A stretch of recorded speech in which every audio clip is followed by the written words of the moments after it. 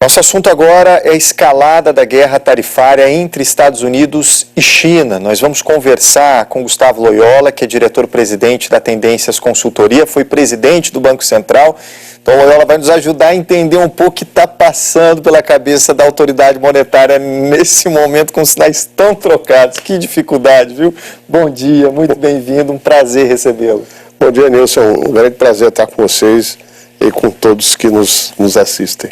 Muitíssimo obrigado. Léo Arcoverde também participa dessa entrevista. Loyola, quero muito ouvi-lo. Vamos começar pela incerteza. Acho que é a palavra-chave desse momento da economia e ela é tão danosa, né, para a economia em vários aspectos.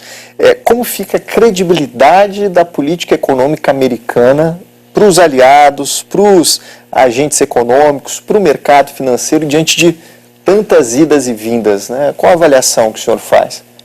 Olha, realmente a incerteza é o maior veneno para os mercados, para as empresas, enfim, você não consegue tomar nenhuma decisão econômica num ambiente desse tipo, né? Eu acho que hoje a credibilidade é muito baixa da política econômica americana, né? Principalmente, falando especificamente do executivo, do Tesouro, né? Nessa parte comercial e tal. Eu acho que as idas e vindas tem realmente atrapalhado muito. E a falta de uma linha assim, bem marcada, bem traçada de onde eles pretendem chegar, né?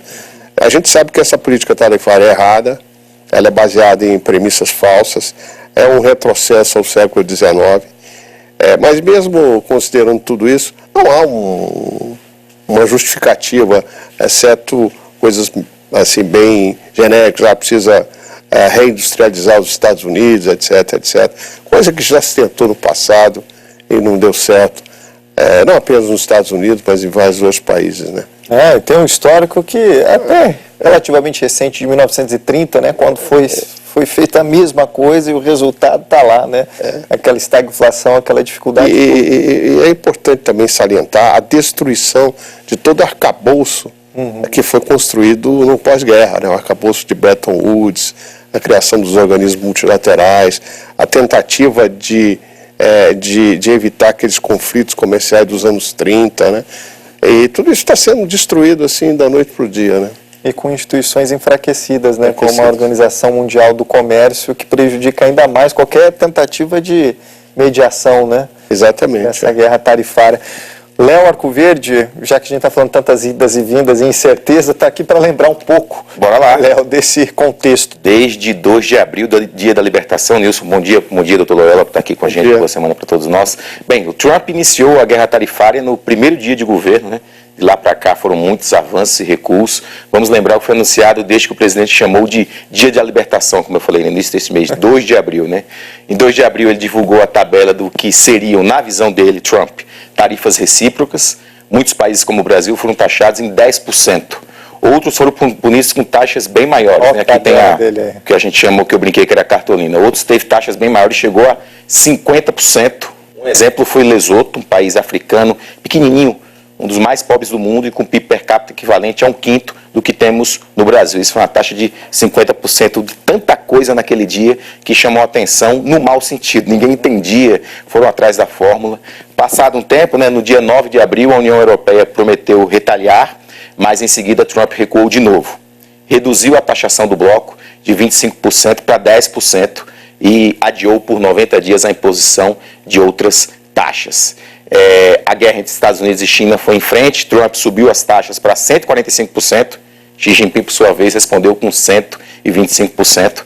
Em meio a esse aumento diário das taxas, do presidente americano, a China reforçou a defesa do multilateralismo. Está aqui o duelo, né? Quem vai piscar primeiro, né? Eu vou até perguntar por aqui, né? Doutor Loyola, é uma dificuldade até de falar com os agentes, porque se a gente conversasse com algum de vocês lá no Dia da Libertação e falasse, e se daqui a um tempinho tiver com a taxa de 145 para um lado, dos Estados Unidos, e de 125 da China, iam dizer que eu estou maluco no telefone. É uma coisa que foi acontecendo, fatos que foram se sucedendo, chamando a atenção de todo mundo. Mas eu pergunto para o senhor o seguinte, se Donald Trump não recuar nesse sentido do que agora é mais uma guerra China e Estados Unidos, dá para as economias, de modo geral, se adaptarem ou não, como vocês têm falado, um consenso economistas, o que a gente tem no horizonte é recessão e mais inflação, não só nos Estados Unidos, como no mundo afora? Não, a prevalecer esses números aí, que inviabilizam praticamente o comércio, vamos ter recessão global, né? Eu acho que é inevitável recessão nos Estados Unidos, crescimento chinês caindo muito, indiretamente atingindo a Europa, Japão, os países emergentes como o Brasil. É realmente um golpe muito forte na economia global, nas relações comerciais, né?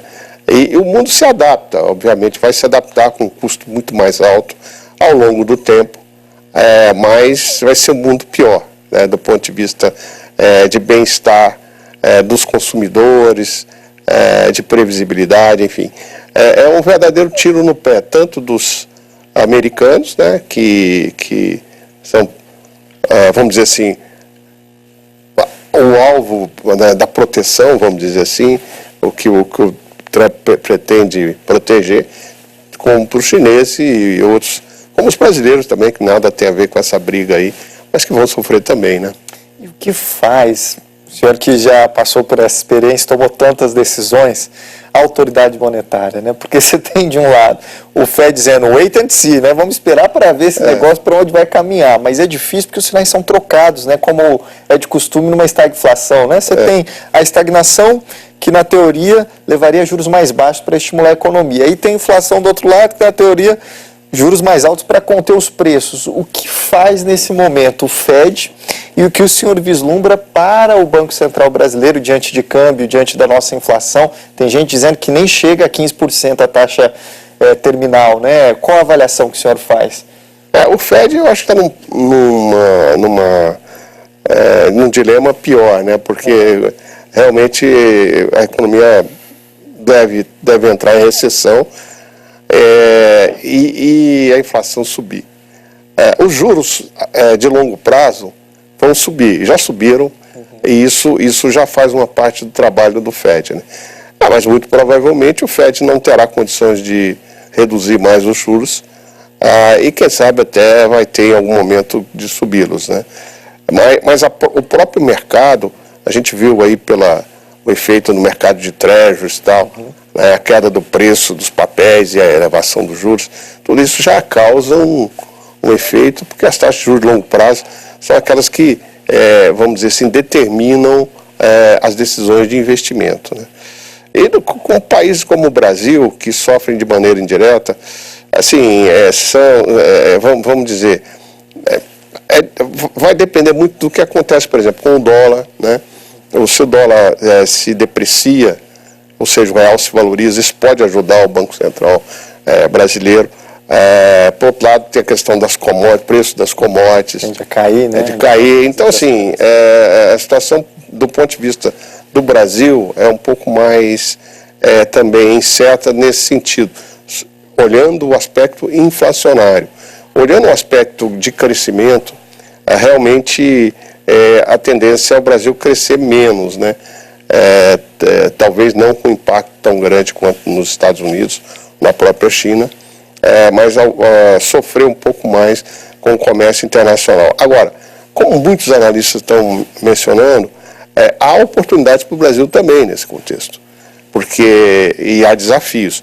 Oportunidades porque o Brasil vai poder substituir os Estados Unidos em muitos mercados que vão estar, de alguma maneira, proibitivos pelas tarifas. E é um desafio porque países como a China vão desviar comércio para países como o Brasil. E aí vão desafiar muito a nossa indústria local, a nossa produção local. Agora, a invasão dos chineses. Exatamente, uma preocupação. Quer pegar, não? Vai lá. Vou pegar, porque tem notícia, né, de noticiário tarifário, vamos trazer aqui, e já aproveito e pergunto, diz que o senhor falou de oportunidades e desafio, porque já está valendo a lei de reciprocidade que autoriza o governo brasileiro retaliar países que impõem barreiras comerciais aos nossos produtos. A lei pode ser aplicada quando forem quebrados acordos comerciais sobre taxando produtos e serviços brasileiros. O governo também vai poder usar a lei quando outros países exigirem critérios ambientais mais rigorosos que os adotados aqui. Nestes casos, o Brasil poderia responder criando taxas ou restrições para importações de bens ou serviços, bens e serviços. texto sancionado pelo presidente Lula foi publicado agora de manhã no Diário Oficial. Mas a gente lembra que o Brasil tem como política esgotar o diálogo antes de qualquer reação. Como o senhor falou de oportunidades e desafios, eu queria ouvi-lo sobre os instrumentos que o Brasil tem nessa história toda. Porque considerando que é um país relativamente fechado, a participação dele no comércio global não é tão grande. Se a gente pegar aí o que é transacionado, vendido, negociado no mundo, o Brasil não tem um peso tão grande, até pelo tamanho da sua economia poderia ter um peso maior se fosse um país mais aberto. Mas a gente tem como grandes parceiros tanto China como Estados Unidos. Os instrumentos que nós temos, o que dá para fazer para o Brasil, de fato, conseguir conquistar a oportunidade de ganhar nesse cenário todo? Você acha que é o que? Mais a diplomacia, acordos bilaterais feitas por quem? Os próprios setores podem participar disso? Olha, historicamente o Brasil tem tido sucesso com a diplomacia, né? Nós conseguimos em várias situações, exceções, por exemplo, no próprio Trump 1, quando as exportações brasileiras de aço e alumínio foram taxadas, nós conseguimos cotas isentas, né, através da negociação. Então, acho que a negociação é o melhor caminho. E como eu disse, toda vez que você impõe uma tarifa, você acaba afetando o próprio mercado doméstico.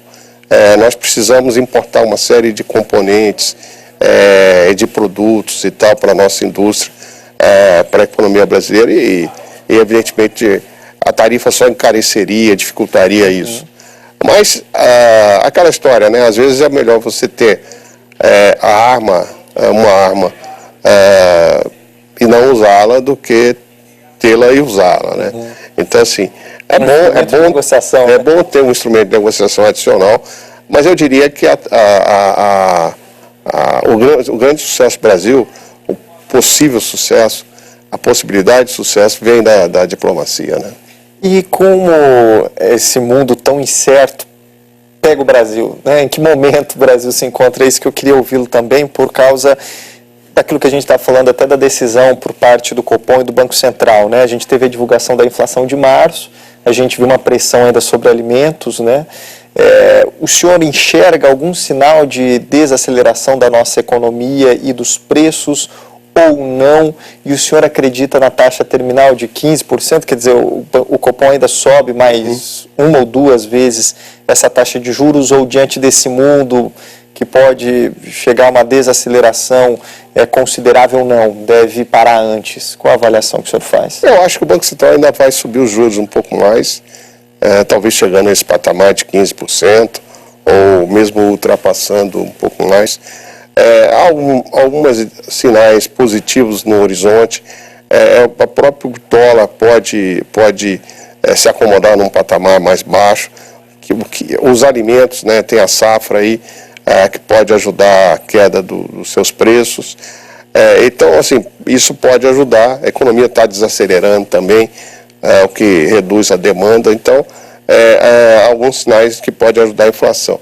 Mas os próprios números do Banco Central indicam que nós estamos longe ainda de atingir a meta, né? Então, isso significa que a política monetária restritiva vai prevalecer por mais tempo. Agora, a situação do Banco Central é igual a de quase todo mundo, ou seja, de incerteza, né? Eu acho que aumentou muito a incerteza na diretoria do Banco Central sobre os futuros passos de política monetária, né? Agora, só para completar, eu acho que o calcanhar de Aquiles do Brasil continua sendo a questão fiscal, né? E aí é que gera maior desconfiança. Como é que o Brasil vai entregar um resultado fiscal razoável esse ano? O ano passado a gente conseguiu um resultado até razoavelmente bom, mas foi muito à custa de aumento de receitas, né? Esse ano não tem essa perspectiva, até pelo próprio comportamento da economia, de que as receitas tributárias cresçam tanto assim. Então tem essa grande dúvida. O Brasil tem uma relação dívida-PIB elevada. 76%? 76%. Estamos lá no nível que estava lá no governo Dilma, né? Desculpe interromper, o arcabouço do modo que está hoje, o esquema dele hoje consegue segurar isso daí? Não, além dele ser frouxo em si, o desenho dele, né? Permissivo, ele tem muitas exceções. Quer dizer, todo dia a gente vê alguma exceção, seja por decisão do Executivo, seja por decisão do Judiciário. Nós vimos recentemente uma decisão nesse sentido. E isso vai enfraquecendo gradualmente o arcabouço, né? E como o senhor observa esses sinais trocados também, porque o senhor cita política monetária e política fiscal, né? E nesse momento que a gente está observando a política monetária contracionista com o pé no freio e a política fiscal expansionista de olho já na eleição do ano que vem, e o governo já deixa claro que não tem nenhuma perspectiva de ajuste nas contas ou ajuste fiscal daqui para frente, né? Muito pelo contrário. Quais podem ser os efeitos para a economia brasileira? O que o senhor vislumbra para o fim desse ano, para o ano que vem, que é um ano de eleição, para a economia brasileira, diante da política monetária no freio, a política fiscal no acelerador e um mundo tão incerto como esse que a gente está vivendo com a guerra tarifária de Donald Trump? Esse é um grande problema, porque o Banco Central tem sofrido vamos dizer, um combate dentro do próprio governo, né? Como você disse, a política fiscal é expansionista, o governo busca recuperar a credibilidade, mas eu acho que há um equívoco de diagnóstico do governo.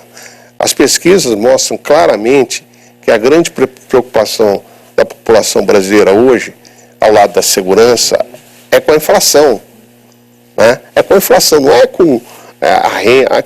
Tudo bem, tem outras preocupações também. E de alimentos em especial, né? De alimentos em especial. Então, o Banco Central deveria ter prioridade. Eu acho que isso que é importante nesse momento, é que o governo desse ao Banco Central todas as condições para atacar a inflação, inclusive do ponto de vista político. Isso seria o mais inteligente, porque você chegaria no ano eleitoral com uma situação inflacionária mais tranquila. Ao reagir da maneira que está reagindo do ponto de vista fiscal, o governo pode se arriscar a, no ano que vem, termos ainda uma inflação alta com juros altos, o que é um contexto muito pior, né? Então, acho que há um erro de diagnóstico aí gravíssimo por parte de alguns formuladores da política do governo, né? Doutor Loyola, a gente não está falando sobre o mesmo assunto, mas voltando um pouquinho para a tarifa, eu quero ouvi-lo sobre a questão do Mercosul. E por que eu queria ouvi-lo sobre isso? O que teve, a gente mostrou a imagem do Trump lá com a cartolina, que eu brinco dele, aquilo ali dá para a gente simbolizar um ataque ao multilateralismo de um modo geral. Aquilo está ali, tarifas, mutando o sistema de comércio internacional. Mercosul, como é que o senhor vê a questão dele hoje como bloco? E por que eu te pergunto isso? Quando era no Uruguai o governo Lacalle Pou, falou-se na negociação com a China, unilateral. A gente sabe de Milei é Trump, tem uma questão com o Mercosul diferente. O senhor acha que dá para reforçar o bloco no contexto como hoje, dessa questão das tarifas, ou não? Como é que o Brasil pode, voltando para aquela questão de uma oportunidade para o Brasil, dá para se voltar para o mercado mais regional? Como é que o senhor vê essa questão? Eu acho que o Mercosul é uma experiência interessante, mas que falha exatamente pela falta de consenso político, né? Eu acho que, se não houver consenso político, é difícil avançar, porque a força do Mercosul viria justamente de uma política, vamos dizer assim, comum, né, entre os países. E cada país tem a sua visão. A Argentina tem a sua, o Brasil a sua, o Uruguai também e tal. E houve também aquele alargamento do Mercosul com vários países, enfim, sem nenhuma condição de aderir efetivamente ao bloco. Então, assim, eu vejo o Mercosul hoje numa situação de crise, sem poder de barganha, até para poder se aproveitar dessa situação. Por exemplo, essa guerra tarifária com a Europa ser confirmada, né, Estados Unidos e Europa, as tarifas estão suspensas, como vocês mencionaram, mas podem voltar, pode favorecer a implementação do acordo Mercosul-União Europeia, né? Pode ser um fator aí para destravar a aprovação desse acordo, principalmente entre os franceses. Então, assim, mas é preciso que o bloco esteja unido, né, e busque esse objetivo. Eu acho que tanto o Milei quanto o Lula, né, os dois governos principais aí da região, deveriam esquecer um pouco as divergências ideológicas e procurarem um consenso mínimo, né, para conseguir andar. Que é, inclusive, o que direciona muito tanto a diplomacia brasileira quanto a diplomacia argentina, historicamente. São diplomacias muito que têm esse viés mais pragmático, né? Para fechar, queria olhar para frente, né? Tanto do Brasil quanto do mundo. Vou dividir em duas partes, então, uma pergunta. Primeiro, do Brasil. Quando a gente olha para frente, a gente vê que o país depende muito ainda de resolver a questão fiscal, e a guerra tarifária traz outro desafio e outra reflexão sobre o nosso protecionismo também, né? Como a gente vai reagir a essas tarifas ou, eventualmente, até a invasão de produtos chineses, sem ser mais protecionista ainda. Então, eu queria a avaliação do senhor, que pode ser feito pelo governo brasileiro do ponto de vista fiscal, o que poderia ser feito, o senhor enxerga como essencial para arrumar a casa do ponto de vista fiscal, e do que pode ser feito também do ponto de vista do comércio, diante dos desafios que se impõem com essa guerra tarifária? Do ponto de vista fiscal, eu acho que a gente precisa de uma solução estrutural, né, vamos dizer assim. E aí nós dependemos do Congresso. Eu acho que não tem uma bala de prata, eu acho que nós temos que ter mecanismos, inclusive escritos na Constituição, e que valham mesmo, que não sejam para inglês ver, vamos dizer assim, e que levem ao longo do tempo a redução da dívida com proporção do PIB. Nós não vamos zerar o déficit da noite para o dia, mas algumas coisas podem ser feitas, inclusive a redução da rigidez fiscal, a questão da automaticidade do reajuste do salário mínimo acima da inflação, uma série de questões assim. Mas é preciso um consenso político entre Congresso e Executivo. Então não é tarefa para o atual mandato só do presidente Lula, mas para os futuros também, né? Com relação à guerra comercial, eu acho que aí os Estados Unidos que vão dar o tom. Eu acho que, e a reação dos outros países. Eu acho que o Brasil vai ter que ver caso a caso, como reage, né? O Brasil não é um país de economia, vamos dizer assim, muito aberta. É um país que tem tarifas relativamente altas, né? Apesar de ser muito menores que já foram historicamente. Então a gente não é um país totalmente, vamos dizer assim, aberto, com tarifas baixas. Então isso aí vai depender de negociações. Eu acho que dá para se fazer um quiprocó, né? Quer dizer, eu acho que o Brasil pode obter concessões e dar concessões, enfim. Acho que essas coisas podem... É o pragmatismo, né? Pragmatismo, exatamente. Da negociação. E para fechar, Loyola, só o horizonte do mundo, porque a gente viu essa credibilidade da política econômica americana sendo colocada em dúvida, essa reação dos títulos da dívida, né, das treasuries americanas, também os juros mais altos, né, o prêmio de risco exigido pelo investidor mais alto. O senhor vê isso como uma mudança estrutural, quer dizer, outros países, outras moedas podem se colocar como mais seguras nesse contexto, o título da dívida alemã, por exemplo, ou mais circunstancial? Como o senhor enxerga esse movimento olhando para o horizonte econômico? Bom, eu acho que ainda está muito cedo para dizer que é apenas circunstancial. Eu acho que, porque o dólar como uma instituição monetária, uma base do sistema monetário internacional, isso foi uma construção ao longo do tempo, uma construção institucional, sacramentada muito lá no acordo de Bretton Woods e depois com o realinhamento das moedas ao longo dos anos 60. E a credibilidade do dólar vem das instituições americanas, né? Principalmente vem da estabilidade dessas instituições. Então, vamos dizer, pode ser uma coisa circunstancial, mas ao longo do tempo, se essas políticas americanas continuarem trazendo riscos, e principalmente se não houver uma solução de longo prazo para o déficit fiscal americano, porque lá existe também o problema do déficit. É verdade. Não é tão agudo como aqui, mas existe. Em algum momento, os países vão dizer, peraí, as bases do dólar são frágeis, porque tem um baita déficit aqui. O endividamento só cresce com esse prêmio de risco, né? Exatamente, vai endividando e tal. Então, assim, pode ser também que a gente esteja num limiar de uma mudança estrutural. A A vantagem do dólar nesse momento é que não existe substituto. A moeda chinesa, a China é um país enorme, economia grande, mas a moeda é manipulada. A Europa tem uma série de problemas entre os seus próprios membros, né? A gente já teve, há uns anos atrás, uma crise séria de endividamento no euro, de alguns países do euro. Tem as questões geopolíticas da Europa. O Japão é uma economia estagnada.